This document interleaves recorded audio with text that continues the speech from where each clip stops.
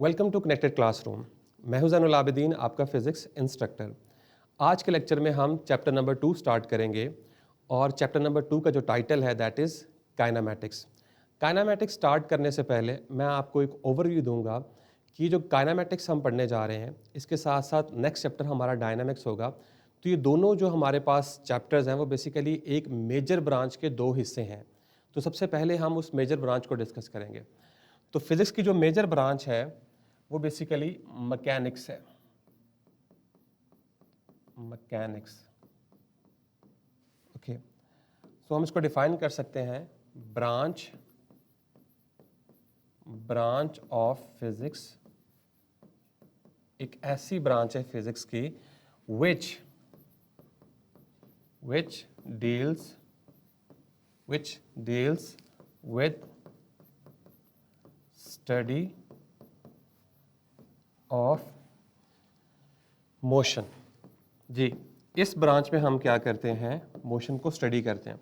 अब इसको मज़ीद आसान करने के लिए हमने क्या किया कि हमने मैकेनिक्स को आगे मज़ीद दो ब्रांचेस में डिवाइड कर दिया है। Number one that is kinematics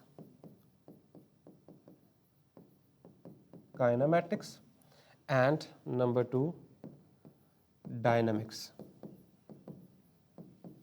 okay, तो काइनेमैटिक्स और डायनामिक्स जो है वो मैकेनिक्स की मज़ीद दो ब्रांचेस हैं। ओके, काइनेमैटिक्स में हम क्या करते हैं, अगर मैं इसको डिफाइन कर लूँ यहाँ पे तो मैं बता देता हूँ आपको कि इसमें हम simply study of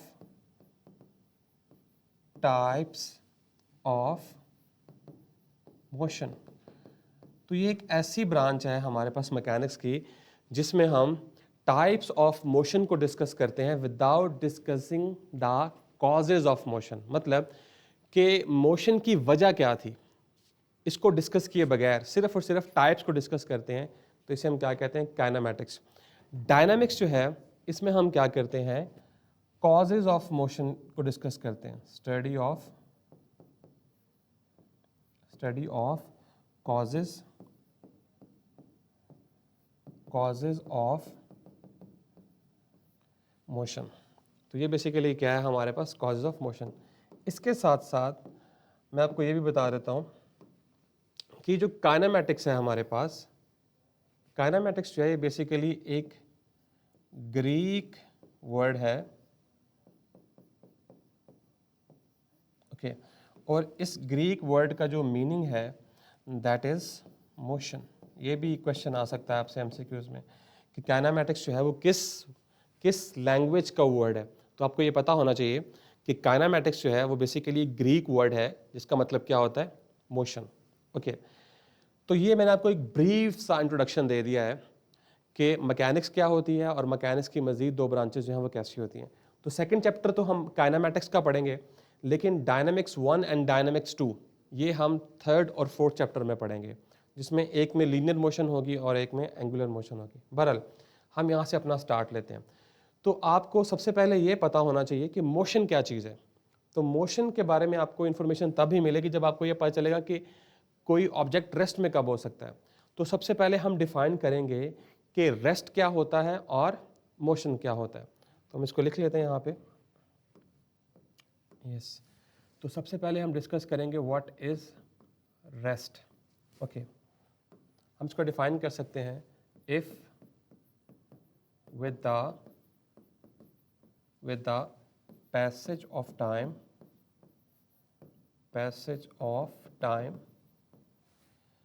the object does not changes its position, then it is at rest, yes, with respect to an observer।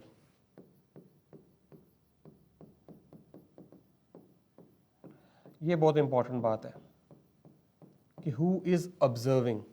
Okay, अगर टाइम के गुजरने के साथ साथ, जैसे कि मैं आपके सामने खड़ा हूँ, कुछ सेकंड्स पास हो रहे हैं और मैं आपके लिहाज से अपनी पोजीशन को चेंज नहीं कर रहा, तो इसका मतलब है कि मैं इस वक्त रेस्ट पे हूँ।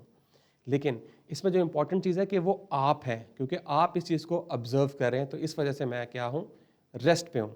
ओके, तो ये हमारे पास एक फॉर्मल डेफिनेशन है। इसकी और भी डेफिनेशन हो सकती हैं, आप अपनी मर्जी से डिफाइन कर सकते हैं, लेकिन हमारी बुक में ये डेफिनेशन लिखी हुई है, तो मैं बुक को स्ट्रिक्टली फॉलो कर रहा हूँ ताकि आपको बाद में पढ़ने में आसानी हो। इसी तरह से हम मोशन को डिफाइन करेंगे। Okay, so if with if with passage of time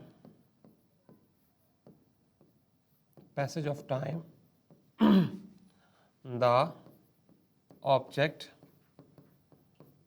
changes its position, then it is in motion with respect to an observer। Yes, तो अब मैं आपको बताता हूं कि ये दोनों का मीनिंग क्या है। ओके, यहां देखें ज़रा। तो अगर कोई भी object with the passage of time अपनी पोजीशन को चेंज नहीं कर रहा किसी ऑब्जर्वर के लिहाज से, तो हम क्या कहेंगे कि वो ऑब्जेक्ट जो है वो रेस्ट पे है। इसी तरह से अगर कोई ऑब्जेक्ट जो है वो अपनी पोजीशन चेंज कर रहा है with the passage of time और किसी ऑब्जर्वर के लिहाज से, देन हम क्या कहेंगे, उसे मोशन में कहेंगे। ओके, इसकी एक एग्जांपल ले लेते हैं। लेट्स से कि आप एक कार में बैठे हुए हैं और वो कार जो है वो मूव कर रही है किसी ना किसी सर्टेन वेलोसिटी के साथ। ऑलराइट, और आप दो लोग हैं, एक ड्राइवर बैठा हुआ है और आप पैसेंजर सीट पे बैठे हुए हैं, और एक ऑब्जर्वर बाहर स्टेशन के ऊपर खड़ा हुआ है या बस स्टॉप कह लें कि आपको ऑब्जर्व कर रहा है। तो अगर मैं उस ऑब्जर्वर से आपके बारे में पूछूंगा कि आप जो है वो रेस्ट पे है या मोशन में है, तो वो ऑब्जर्वर कहेगा, क्योंकि आपकी गाड़ी मूव कर रही है तो उसके अकॉर्डिंग क्या होगा कि आप जो है वो मोशन में है। लेकिन जब मैं यही क्वेश्चन आपके ड्राइवर से पूछूंगा तो वो कहेगा कि मेरे लिहाज से तो आप रेस्ट पे हैं। इस सिनेरियो को ज़रा देखते हैं। जैसे फॉर एग्जांपल कि आपके पास, हमारे पास एक कार है, let's say this is our car. Okay, इस कार में हमारे पास दो सीट्स हैं, number one this and this is our steering.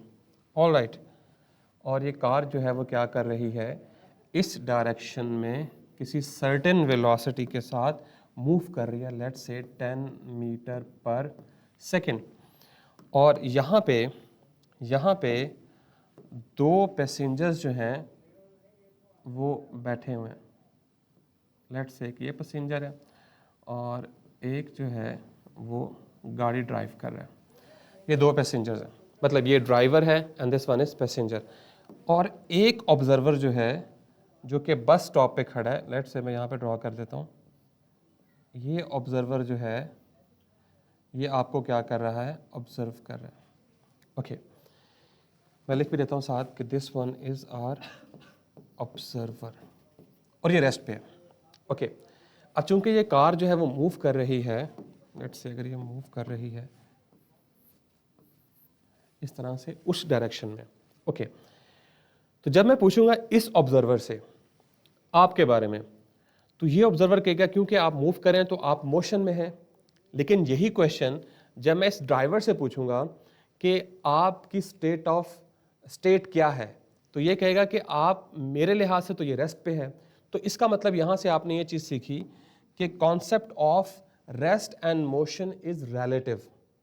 ठीक है, जो मैं आपको बात बताना चाह रहा हूं वो ये है, कॉन्सेप्ट ऑफ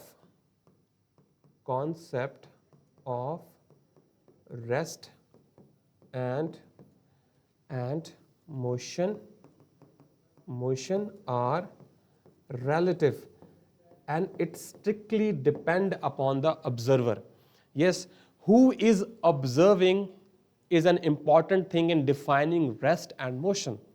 मतलब कि आप तब तक नहीं कह सकते कि ये चीज़ एब्सोल्युटली रेस्ट पे है या एब्सोल्युटली मोशन पे, आप ये कभी कह ही नहीं सकते, बल्कि कॉन्सेप्ट जो है रेस्ट और मोशन का वो किस पे डिपेंड कर रहा है, वो ऑब्जर्वर पे डिपेंड कर रहा है। आई होप सो कि आपने यहाँ पे चीज़ को अंडरस्टैंड कर लिया होगा। ओके, नेक्स्ट मूव करते हैं। यहाँ तक तो बात होगी रेस्ट एंड मोशन की। अगर आप नोट भी करना चाहते हैं तो यहाँ से नोट कर सकते हैं। ऑल राइट, आगे हम मूव करते हैं। जैसे कि मैंने आपसे कहा था कि काइनेमैटिक्स में हम टाइप्स ऑफ मोशन को डिस्कस करते हैं, तो नेक्स्ट हमारा जो टॉपिक है that is types of motion. Types of, तो मोशन की हमारे पास 3 टाइप्स होती हैं। नंबर 1, अगर मैं डिफाइन करूं इसको, तो सबसे पहली जो टाइप होती है हमारे पास that is translatory motion. Translatory motion, yes, हम इसे डिफाइन कर लेते हैं। If all points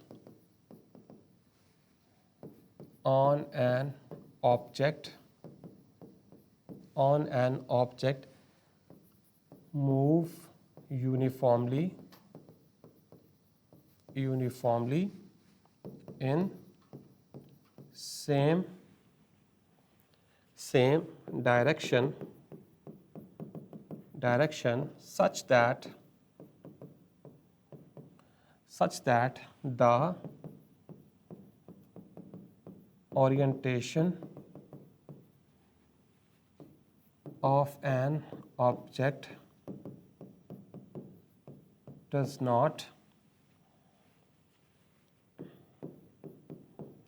not change, then object is undergoing translatory motion or translational motion।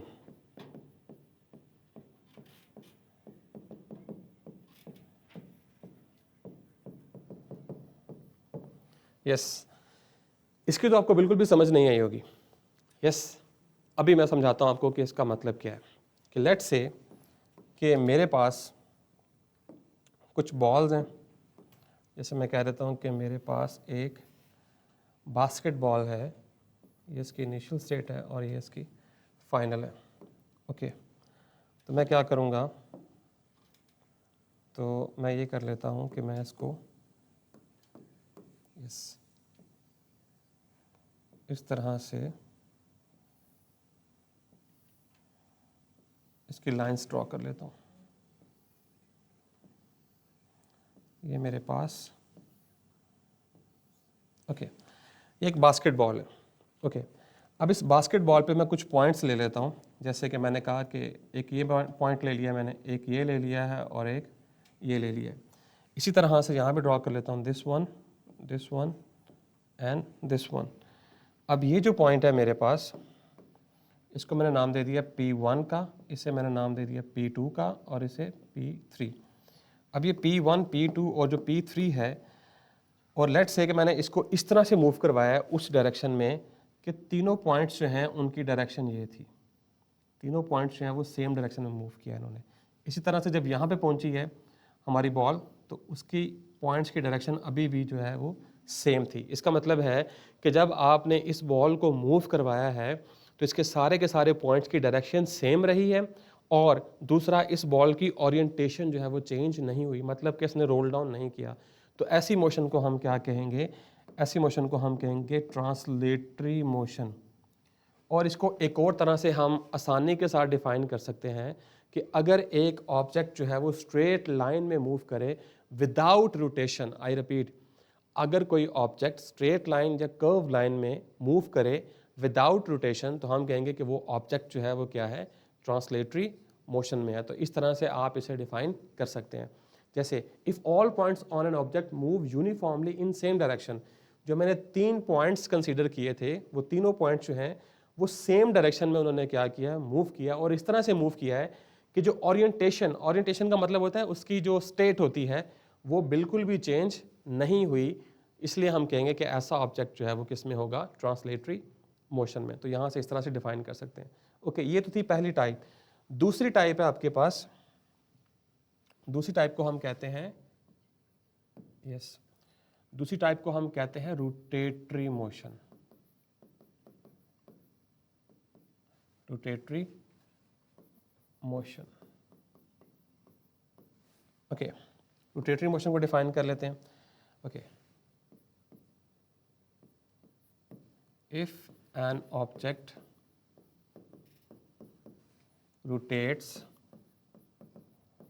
rotates about fixed axis, और इस एक्सिस को हम डिफाइन कर सकते हैं इमेजिनरी लाइन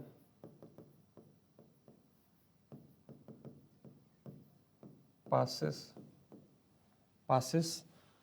through ऑब्जेक्ट। तो ये एक ऐसी इमेजिनरी लाइन होती है जो कि ऑब्जेक्ट के बीच में से पास होती है। Then it is in rotatory motion. अगर हमारा ऑब्जेक्ट जो है वो किसी फिक्स एक्सिस के गिर्द रोटेट कर रहा है तो हम क्या कहेंगे उसको कि ये रोटेटरी मोशन कर रहा है। फॉर एग्जाम्पल, जैसे हम एग्जाम्पल ले सकते हैं कि लेट्स से कि ये हमारी बॉल थी। ओके, ये हमारी बॉल है और इसके बिल्कुल सेंटर में से जो है एक इमेजिनरी लाइन जो है वो पास हो रही है, और ये क्या कर रहा है, ये क्या कर रहा है कि इसी के गिर्द जो है वो क्या कर रही है, बॉल रोटेट कर रही है। लेट्स से कि ये हमारी जो बॉल थी ये वही हमारे पास बॉल थी, बेस बॉल थी या बास्केटबॉल, सॉरी, इस तरह से। तो अगर ये अपने फिक्स एक्सिस, ये जो आपको एक्सिस नज़र आ रहा है, ये जो आपको एक्सिस नज़र आ रहा है, अगर तो ये इसी एक्सिस के गिर्द जो है वो रोटेट करेगी एक्सिस, तो हम कहेंगे कि ये जो हमारे पास ऑब्जेक्ट है ये क्या कर रहा है, रोटेटरी मोशन जो है वो क्या कर रहा है, परफॉर्म कर रहा है। ऑलराइट, इसके बाद हमारे पास तीसरी टाइप है, इसके बाद हमारी तीसरी टाइप है that is vibratory motion. Vibratory motion, okay, हम इसको डिफाइन कर सकते हैं। If an object moves to and fro about a fixed position, then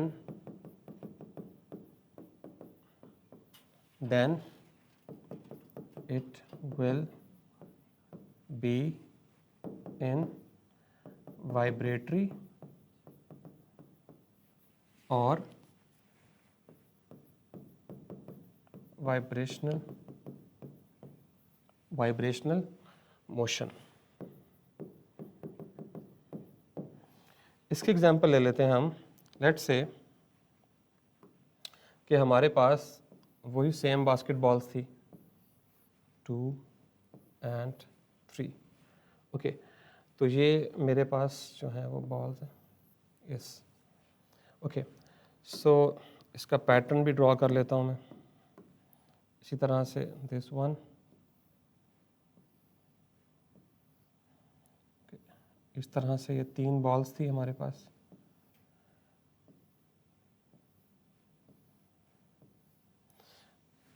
अब ये जो पिक्चर मैंने ड्रॉ की है यहाँ पे, इसको मैं नाम दे देता हूँ मीन पोजीशन का। इसे मीन पोजीशन भी कह सकते हैं हम लोग, और फिक्स पॉइंट भी कह सकते हैं,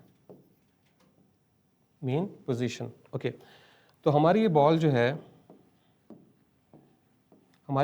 है ये अपनी इस मेन पोजीशन से इस तरह भी मूव कर रही है, देन वापस आके इस तरफ भी मूव कर रही है, लेकिन ये अपनी फिक्स पोजीशन अगर टू एंड फ्रो क्या कर रही है, मूव कर रही है, इसलिए हम इसे क्या कह सकते हैं, वाइब्रेटरी मोशन कह सकते हैं। ऑलराइट, तो ये मेरे पास 3 टाइप्स थी इसकी मोशन की।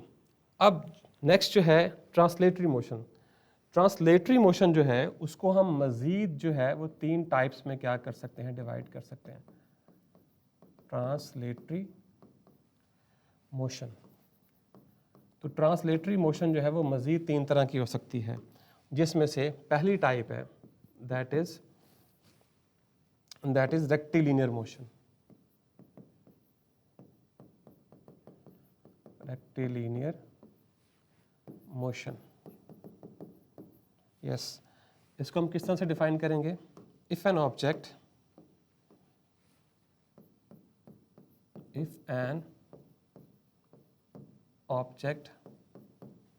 moves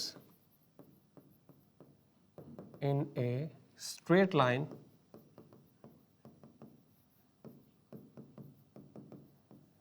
then it will be in rectilinear motion। जैसे हम इसकी एग्जांपल ले सकते हैं, हम इसके एग्जांपल जो है वो ले सकते हैं, जैसे falling Apple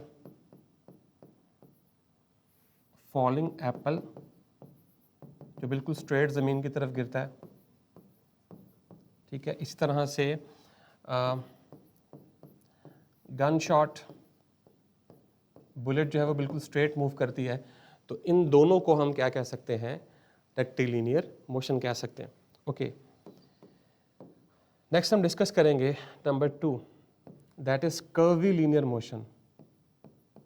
curvilinear motion, okay, इसे कैसे डिफाइन करेंगे? The translatory motion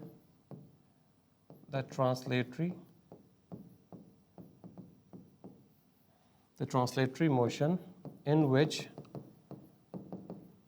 which object moves in a curved path। तो ऐसी मोशन जिसमें हम देखते हैं कि हमारा जो ऑब्जेक्ट है वो कर्व्ड पाथ में मूव कर रहा है, तो ऐसी मोशन को हम क्या कह सकते हैं, कर्वीलिनियर मोशन कह सकते हैं। जैसे फॉर एग्जांपल, यहाँ पे हम एग्जांपल डिस्कस कर लेते हैं। जैसे motion of A football when kicked, yes। तो जब हम मोशन किसी भी फुटबॉल को किक करते हैं तो उसकी जो मोशन होती है वो किस तरह की होती है, कर्व्ड मोशन होती है। अगर मैं आपको ड्रॉ करके दिखा दूं यहाँ पे कुछ इस तरह से, लेट्स से कि जो हमारा फुटबॉल होगा वो कुछ इस तरह से मूव करेगा ऐसे, तो ये कर्व्ड मोशन है जब हम उसे किक करते हैं, ठीक है। इसी तरह से इसकी और भी एग्जांपल्स हो सकती हैं, लेकिन मैं अब टाइम बहुत कम है मेरे पास, तो मैं इसे वाइंड अप कर रहा हूँ। 3 कर्वीलिनियर मोशन। अच्छा, इसके साथ एक चीज़ रहेगी जो मैं डिस्कस करना चाह रहा था आपके साथ, वो ये है सर्कुलर मोशन। सो आपने याद रखना है,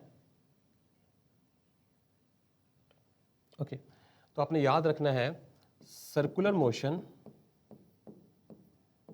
इज ए